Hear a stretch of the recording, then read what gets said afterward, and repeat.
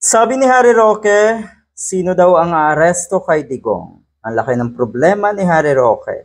So dito, parang inamin niya na rin na hindi na talaga magtatagal, ay naandyan na yung arrest warrant. At syempre, ang Interpol po ang makikipag-ugnayan sa ating PNP, sa ating or sa NBI para nga arestuhin si Digong.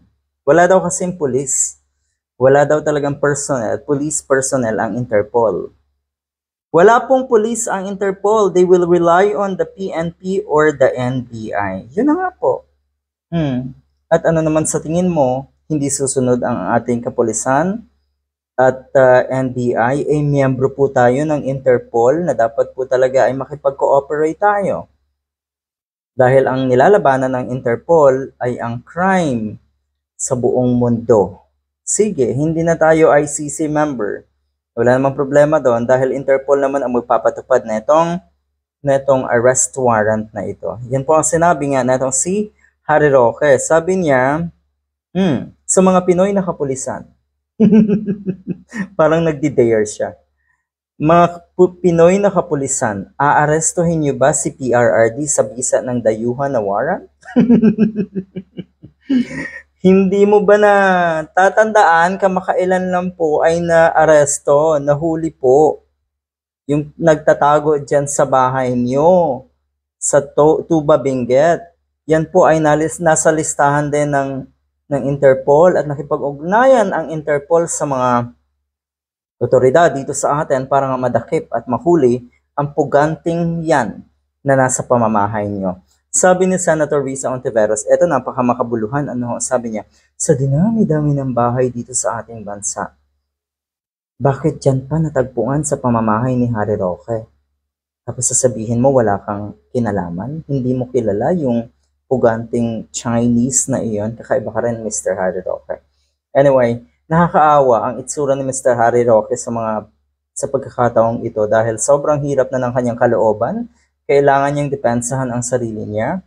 At yun nga, kailangan niya rin humingi ng simpatya sa taong bayan para naman sa kanyang idolo na si Digong. Tignan niyo nga naman, ay kung kasi ay nagtira ka ng konting dignidad sa sarili mo at hindi mo inubos yung kaluluwa mo o ibinuhos yung kaluluwa mo at isinangla ng todo-todo kay Digong, edi sana kahit papano may natitira ka pang dignidad sa sarili mo. Ito ang tanong ni dating presidential spokesperson Atty. Harry Roque sa Philippine National Police. Kaya niyo daw ba na arestuhin si Digong? Siguro, o sabi ng mga netizens ganito, siguro kahit sinong police na naandyan ngayon, nasa pwesto, NBI agent man o siguro it would be an honor para sa kanila na arestuhin si Digong. Malaking honor daw. O ayan, Mr. Harry Roque, sinagot na po kayo ng mga netizens. It would be the biggest honor ng kahit sinong PNP personnel o kaya ng NBI agent na aaresto nga kay Digong. Malaking karangalan sa kanila yan. Yari. Oo, totoo naman talaga na walang kapulisan ang Interpol. Wala talagang police, wala talagang personnel na pwedeng umaresto. Kaya nga po, ito isang organisasyon, di ba? Tapos nakikipag-coordinate sila sa iba't ibang bansa.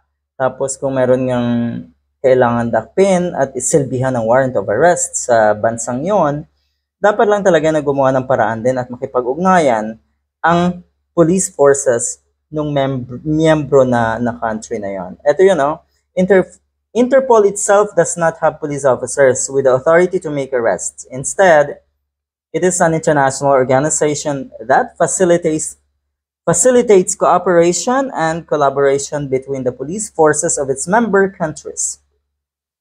Yon, maliwanag. Interpol provides support in terms of communication, data sharing, and coordination of international law enforcement efforts.